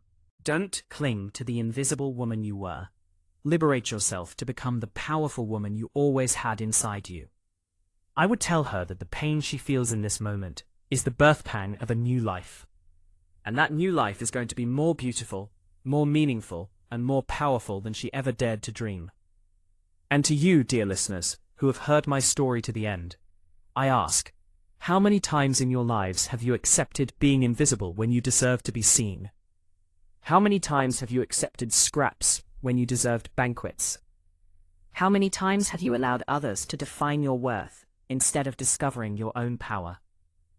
My story is not just about an unexpected inheritance or a dysfunctional family. It's about the moment we decide to stop surviving and start truly living. It's about the moment we realize that it is never too late to write a new chapter of our lives. Because it turns out that the best years of our lives can be ahead of us, not behind us, if we have the courage to claim our power and use it for something bigger than ourselves. But my story doesn't end there. Because 3 months ago, something happened that I never anticipated. I received a letter. Not from my daughters, not from Bernard or the Foundation. This letter came from Geneva. From the same private wealth management firm where Richard had hidden our fortune. The letter was formal, typed on expensive stationery, and it began with words that made my heart skip. Dear Mrs. Chen, we are writing to inform you of an additional account your late husband established in your name. This account was programmed to be revealed to you exactly 18 months after his passing. We apologize for the delay in notification due to the specific timing requirements your husband mandated. The current balance in this secondary account is 83 million United States dollars. 83 million. More. There was more. Richard had hidden even more than I knew. My hands trembled as I continued reading. Your husband left specific instructions that this account was to be accessed only after you had demonstrated your ability to manage the primary inheritance responsibly. Our firm has been monitoring your activities as per his request, and we are pleased to confirm that you have exceeded all expectations. Additionally, there is another sealed letter waiting for you at our Geneva office. Your husband requested that you read it in person. We can arrange your travel at your convenience. I sat in stunned silence, the letter trembling in my hands. Another $83 million. Another letter. More secrets. More revelations. What else had Richard planned? What else had he foreseen? I called Bernard immediately. "Did you know about this?" I asked, my voice shaking. There was a pause on the other end of the line. "Margot, I suspected there might be more, but Richard never confirmed it. He compartmentalized everything. Even I didn't have the complete picture." "I need to go to Geneva," I said. "I need to know what else he left for me." "I'll arrange everything," Bernard replied. "But Margot, be prepared. If Richard went to this much trouble to hide this final piece, whatever is in that letter, it's going to be significant." 1 week later, I found myself on a flight to Geneva. Victoria and Natasha had insisted on accompanying me, but I refused. This was something I needed to do alone. Whatever Richard had left for me in that final letter, it was meant for my eyes only. The Geneva Private Wealth Management Office was everything I expected. Elegant, discreet, positioned in a historic building overlooking the lake. A senior executive named Monsieur Dubois greeted me personally. "Mrs. Chen, it is an honor to finally meet you. Your husband spoke of you with such admiration." He led me to a private room, luxuriously appointed with antique furniture and original artwork. On the table sat a single envelope, sealed with red wax, bearing Richard's initials. "I will leave you alone," Monsieur Dubois said softly. "Take all the time you need." I sat before that envelope for several minutes, afraid to open it, afraid of what new revelations it might contain, afraid of what else Richard had kept hidden. Finally, I broke the seal and unfolded the letter. "My dearest Margot, if you are reading this, it means you have succeeded beyond my wildest hopes. It means you have taken the tools I left you and built something extraordinary. It means you have become the woman I always knew you could be. This final gift, these $83 million, is not a test or a secret kept from you out of distrust. It is my final act of faith in you. I knew that if you managed the first inheritance wisely, if you used it not just to punish our daughters, but to build something meaningful, then you deserved this final resource to expand your vision even further.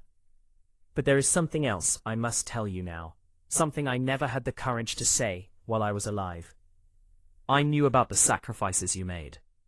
I knew about the jewelry you sold, though you told me that simply misplaced it.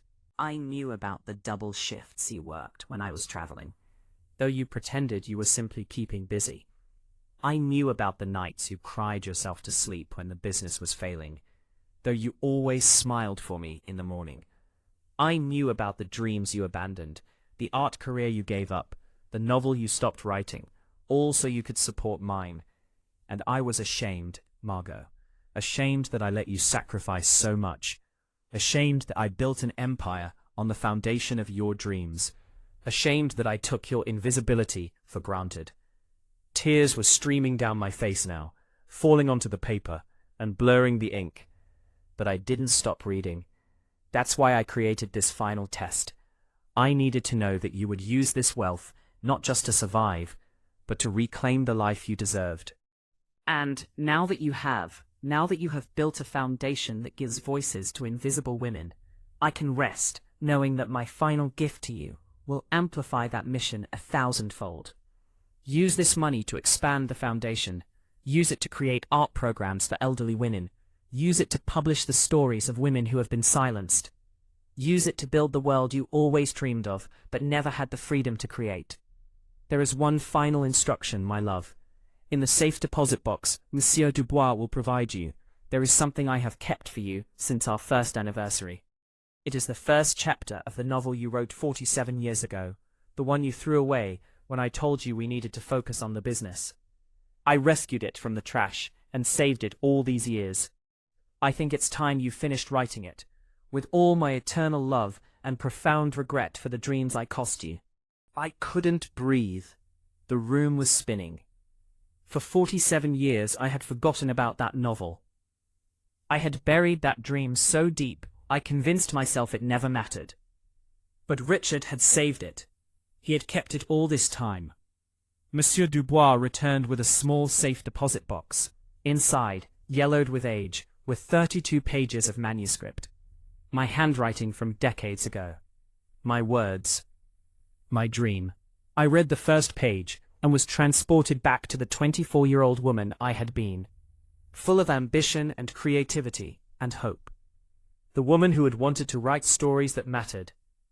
The woman I had forgotten existed.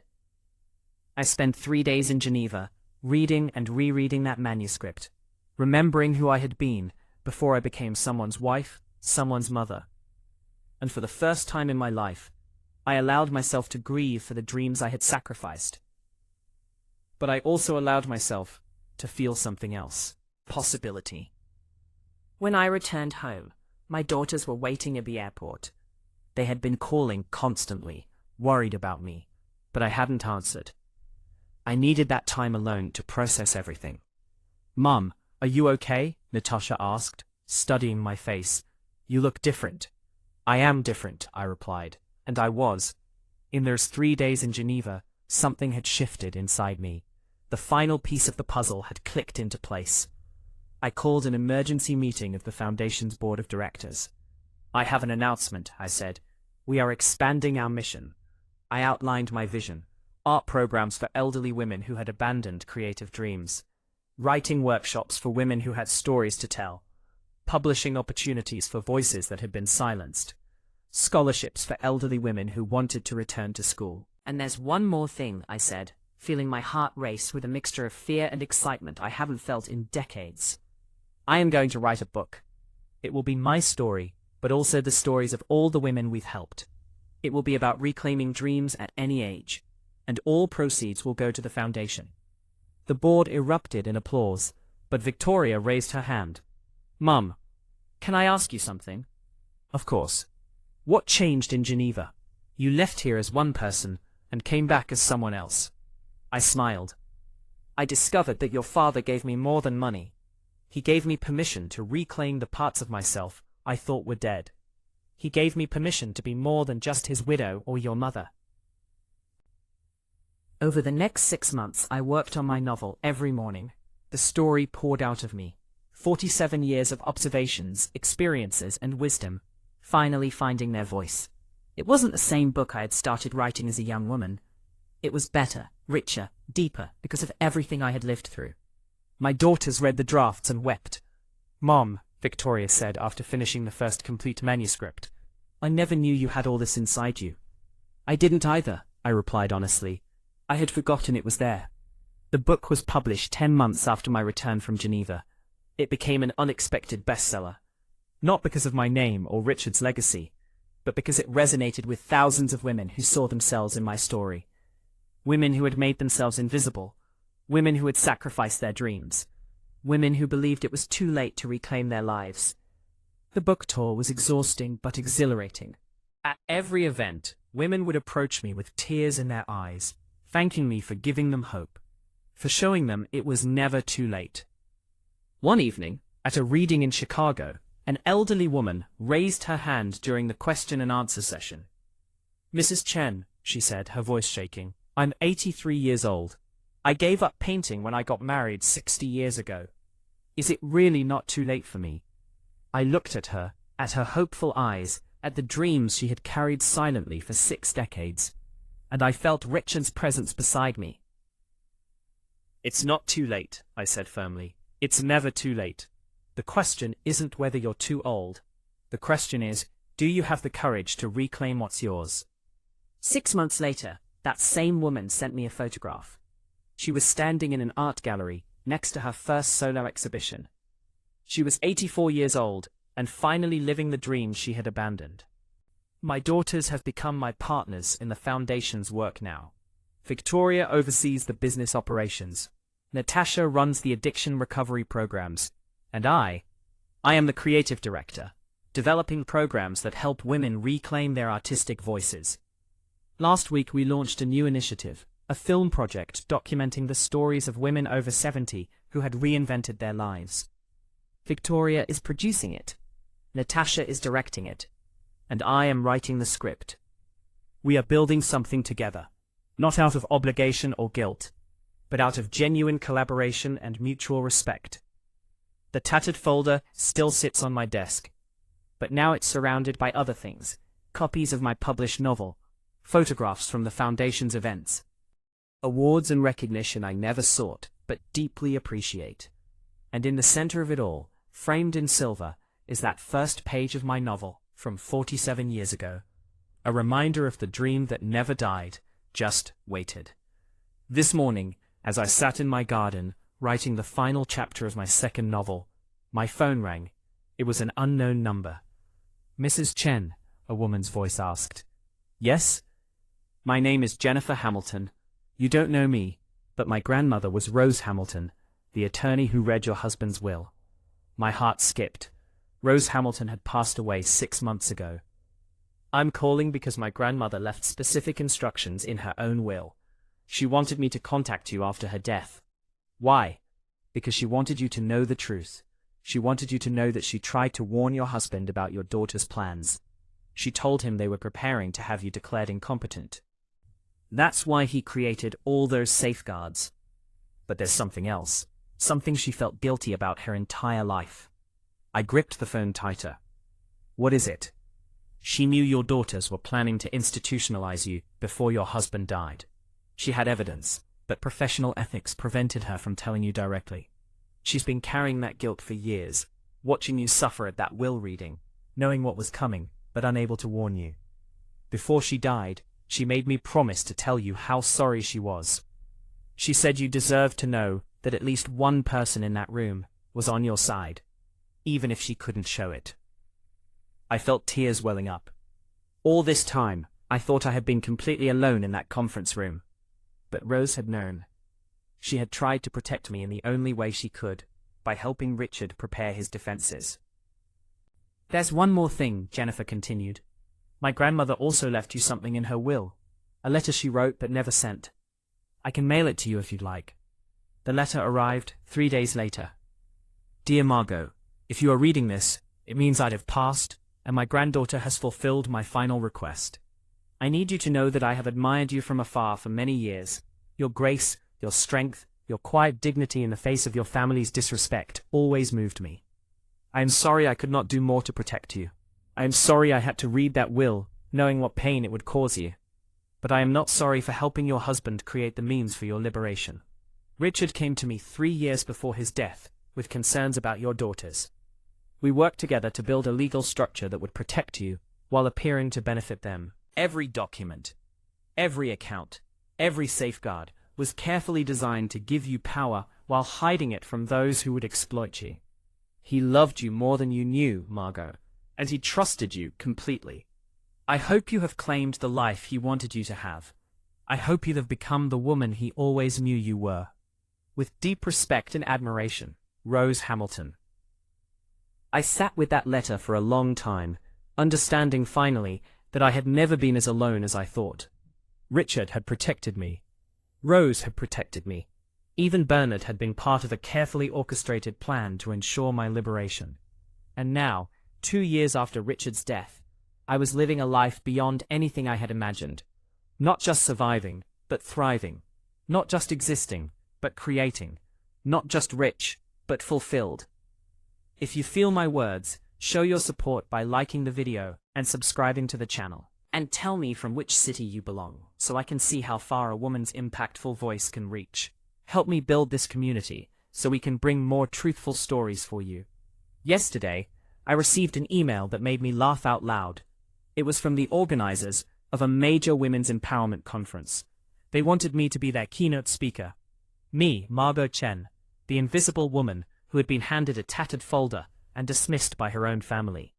Now I was being invited to inspire thousands of women about reclaiming their power. I accepted immediately.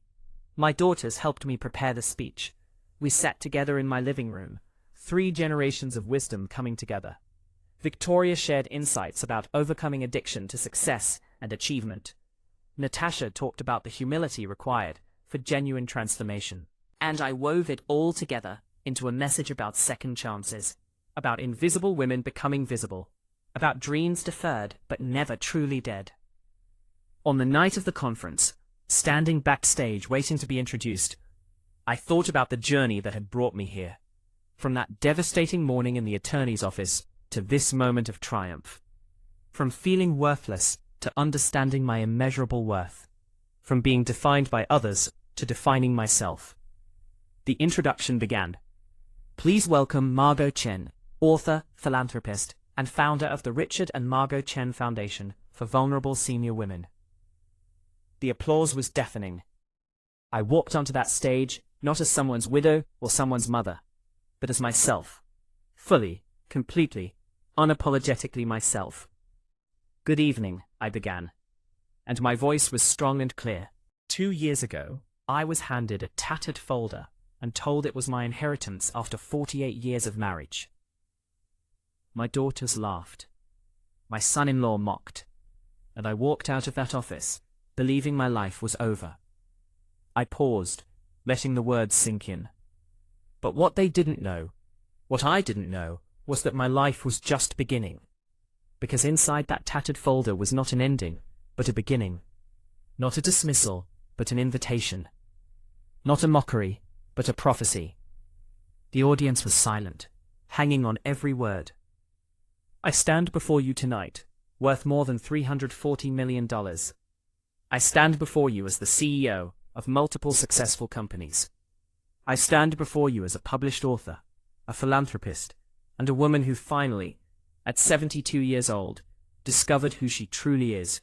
It's measured in the 800 women whose lives have been transformed through our foundation. It's measured in the dreams reclaimed, the voices amplified, the invisible made visible. I looked out at the sea of faces, women of all ages, all backgrounds, all with their own stories of invisibility and dreams deferred. If there is one message I want you to take from my story, it is this. It is never too late. It is never too late to reclaim your power. It is never too late to pursue your dreams. It is never too late to become who you were always meant to be. The world will try to make you invisible. Your family might dismiss you. Society might discount you. You might even make yourself invisible, sacrificing your dreams for others, burying your voice to keep peace, accepting crumbs when you deserve feasts. But I am here to tell you that you are not invisible. You are not disposable. You are not too old, too late, too anything. You are powerful beyond measure, and it is time you claimed that power. The applause started slowly, then built into a thunderous standing ovation that lasted for several minutes.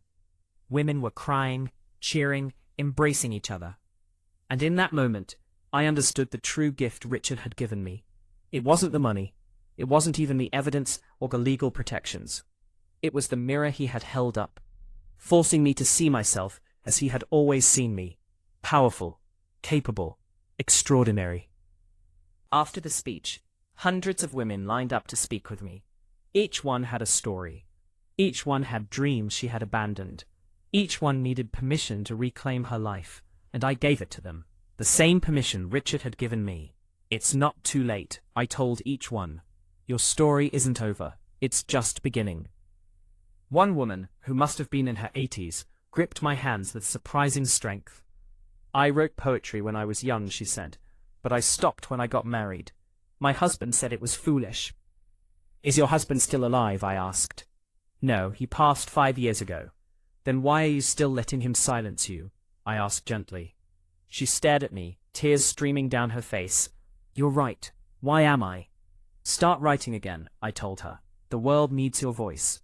3 months later, I received a slim volume of poetry in the mail. It was her first published collection.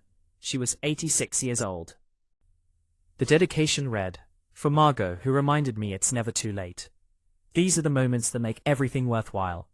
Not the money, not the recognition, but the ripple effect of one woman's liberation inspiring another's, which inspires another's, creating waves of change that spread farther than I can see. My foundation has grown beyond anything I imagined. We now operate in 12 cities across the country. We've helped over 1,500 women. We've published 3 anthologies of their stories. We've created art exhibitions, film festivals, and music programs showcasing the creativity of women over 65. And the most beautiful part, my daughters are leading this expansion.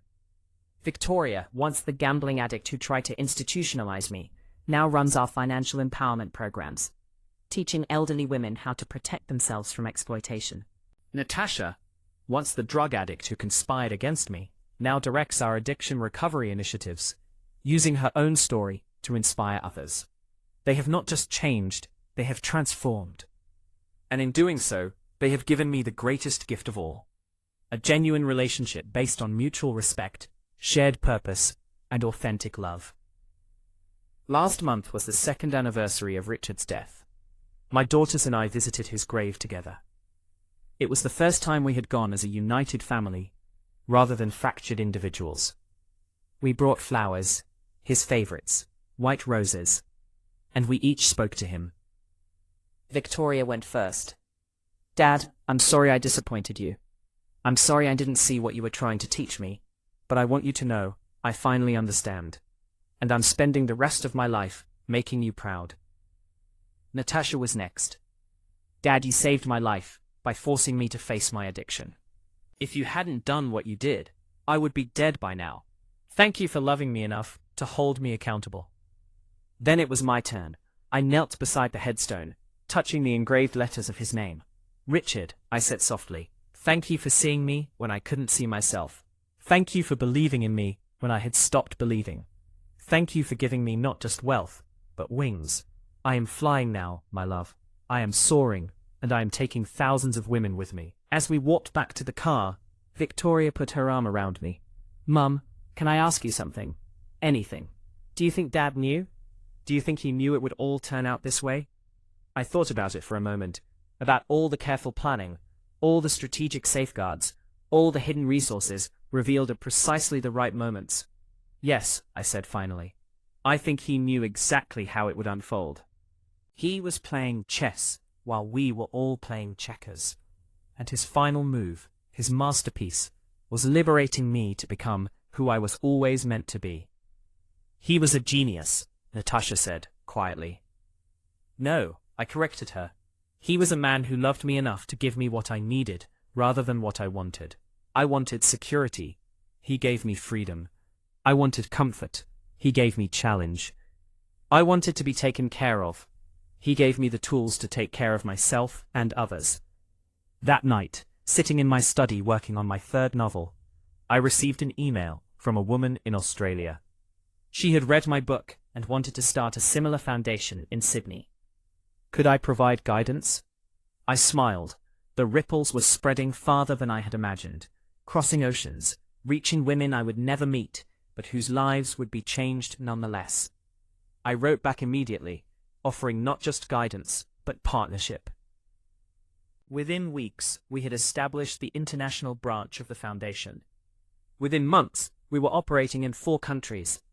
Within a year, we were global. And it all started with a tattered folder that my daughters had mocked. That folder now sits in a museum exhibit about women's empowerment, on loan from my personal collection. Beside it is my published novel, the poetry collection from the 86-year-old woman, photographs of the women we've helped, and a video loop of success stories. The exhibit is titled, The Invisible Made Visible, How One Woman's Story Sparked a Movement. Last week, I was interviewed for a major news program about the Foundation's work. The interviewer asked me, Mrs. Chen, looking back, do you regret any of the sacrifices you made during your marriage? I thought carefully before answering. I used to, I said honestly. I used to resent every dream I abandoned, every opportunity I missed. But now I understand that those experiences gave me something irreplaceable. Empathy for other women who have made similar sacrifices. If I hadn't walked that path, I couldn't guide others along it. So no, I don't regret it. I honor it as part of my journey. And what would you say to women who are currently in the position you were in 2 years ago, feeling invisible, undervalued, believing their best years are behind them? I looked directly into the camera, knowing that somewhere, someone who desperately needed to hear this was watching. I would say, your story is not over. The chapter you're in right now, the painful one, the difficult one, is not the final chapter. There are pages yet unwritten, dreams yet undreamed, adventures yet unlived. Do not let anyone, including yourself, convince you that you have nothing left to offer. You are not too old. You are exactly where you need to be to begin again. The interview went viral, My inbox was flooded with messages from women around the world, women in their 60s, 70s, 80s, even 90s, saying they had been inspired to pursue long-abandoned dreams. A 92-year-old woman in Japan started painting again. A 75-year-old in Brazil learned to play the guitar. An 80-year-old in South Africa started a business.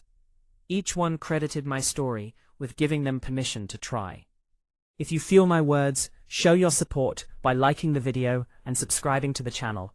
And tell me from which city you belong, so I can see how far a woman's impactful voice can reach.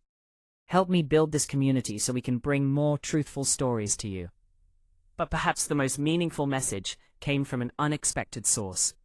It was an email from Jessica, Marcus's ex-wife, the woman whose affair I had exposed to facilitate Victoria's divorce. "Dear Mrs. Chen," the email began, "you don't know me beyond the worst moment of my life. I am the woman whose infidelity you exposed. I wanted to reach out to say thank you." I was stunned. "Thank you? For destroying her marriage?" "You see," the email continued, "I was in a toxic relationship, trapped by my own poor choices, living a lie. When you exposed the truth, it was devastating. But it was also liberating. For the first time in years, I had to face who I really was and decide who I wanted to become. I went to therapy. I examined my patterns. I understood why I had made such destructive choices, and I started rebuilding my life on a foundation of honesty rather than deception. Today, I'm in a healthy relationship with a wonderful man who knows my whole story and loves me anyway. I have a career I'm proud of. I have self-respect I never had before. And it all started the day you held up that mirror and forced me to see the truth. So thank you, Mrs. Chen. Not for being kind. You weren't kind. You were ruthless. But thank you for being honest. Sometimes the greatest gift we can give someone is the harsh truth they need to hear." I sat with that email for a long time. Jessica was right. I hadn't been kind. I had been strategic. Ruthless even. But in being willing to be the villain in her story, I had inadvertently become the catalyst for her transformation. It made me think about Rose Hamilton, who had helped Richard prepare my liberation, even though it meant I would suffer at the will reading. Sometimes love isn't soft and gentle. Sometimes love is hard truths and difficult choices. Sometimes the people who care about us most are the ones willing to let us struggle, to let us suffer, to let us discover our own strength. Richard had loved me that way, by leaving me that tattered folder, by forcing me to face my daughter's betrayal, by putting me in a position where I had to fight for myself rather than being protected. He had given me the greatest gift, the discovery of my own power. I wrote back to Jessica, thanking her for her message, and inviting her to consider volunteering with the foundation. If her transformation was genuine, she could help other women navigate their own difficult transitions. She accepted, and 6 months later, she became one of our most effective counselors, using her own story of deception and redemption to help women trapped in similar patterns. The foundation continues to grow. We're now in 20 countries. We've helped over 3,000 women. We've published 5 books, produced 2 documentaries, and created an online platform where women can connect, share resources, and support each other's dreams. But the work I'm most proud of is the quietest. It's the individual women whose lives change in ways no one else sees. The 70-year-old who finally leaves an abusive relationship. The 65-year-old who goes back to school. The 80-year-old who publishes her first book of recipes, preserving her cultural heritage for future generations. These small, private victories, they are the true measure of our success. My daughters and I have become genuine partners now, not just in the foundation, but in life. We have family dinners every week, not out of obligation, but because we genuinely enjoy each other's company. We have honest conversations about difficult topics. We hold each other accountable. Victoria recently came to me with a confession. She had been feeling the urge to gamble again. The stress of her divorce, the pressure of her new role, it was triggering old patterns. "I need help, Mom," she said, tears in her eyes. I thought I was past this, but I'm not. I held her while she cried, proud of her for having the courage to ask for help rather than hiding the struggle. We found her a therapist who specialized in gambling addiction. We adjusted her workload to reduce stress. And most importantly, we talked about it openly, removing the shame that had kept her addiction secret for so long. 3 months later, she's doing better. She attends support groups regularly. She has accountability partners. She's learned to recognize her triggers and ask for help before she acts on them. This is the real work of transformation, not the dramatic moments, but the daily choice to show up honestly, to ask for help, to keep choosing growth even when it's hard. Natasha has had her own challenges. Last month, she relapsed. She took pills she found in an old coat pocket, pills she had forgotten were there. She called me immediately, terrified and ashamed. "Mom, I messed up. I'm so sorry. I'm so sorry." I drove to her apartment and sat with her through the night, monitoring her, making sure she was safe, and just being present. "This doesn't erase all your progress," I told her. "Recovery isn't linear. What matters is that you called me. What matters is that you're not hiding it. What matters is that tomorrow you get back on track." The next day, she checked herself back into outpatient treatment. She was honest with her support group. She didn't let the relapse define her, and she kept moving forward. These are my daughters now. Not perfect, but honest. Not without struggles, but willing to face them. Not the entitled women who tried to institutionalize me, but humble warriors fighting to become better versions of themselves. And I am so proud of them. This journey has taught me that transformation is possible at any age, in any circumstance. But it requires 3 things. First, it requires truth. You cannot change what you refuse to acknowledge. My daughters had to face the truth about their addictions, their choices, their actions. I had to face the truth about my invisibility, my complicity in my own erasure. Second, it requires courage. The courage to make hard choices, to disappoint people, to be the villain in someone else's story if necessary. The courage to start over, to try again, to risk failure. Third, it requires grace. Grace for yourself when you stumble. Grace for others when they struggle. Grace to forgive without forgetting. To move forward without erasing the past. Today, as I sit in my garden, writing the final words of my 3rd novel, I am filled with gratitude. Gratitude for Richard, who loved me enough to set me free. Gratitude for my daughters, who have become women I genuinely admire. Gratitude for Rose Hamilton, who protected me from the shadows. Gratitude for Bernard, who guided me through the legal complexities. Gratitude for the 3,000 women whose lives have been touched by the foundation. But most of all, gratitude for myself, for having the courage to open that tattered folder, for having the strength to fight back, for having the vision to build something bigger than revenge.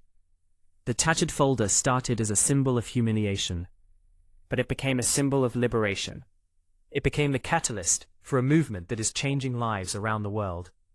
It became the beginning of my true story. And that story is far from over.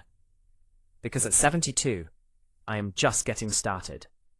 I have more books to write, more women to help. I have a world to change, one invisible woman at a time. So to you, dear listener, whoever you are, wherever you are, whatever age you are, I leave you with this. Your story is not over. The best chapters may still be ahead. The dreams you abandoned are not dead, just dormant. And it is never ever too late to become who you were always meant to be. Open your tattered folder, claim your inheritance, and change the world. Thank you for listening to my story. Thank you for believing that transformation is possible. Thank you for being part of this community of women who refuse to be invisible. This is Margot Chen, signing off. But remember, I'm not ending anything. I'm just beginning. And so are you.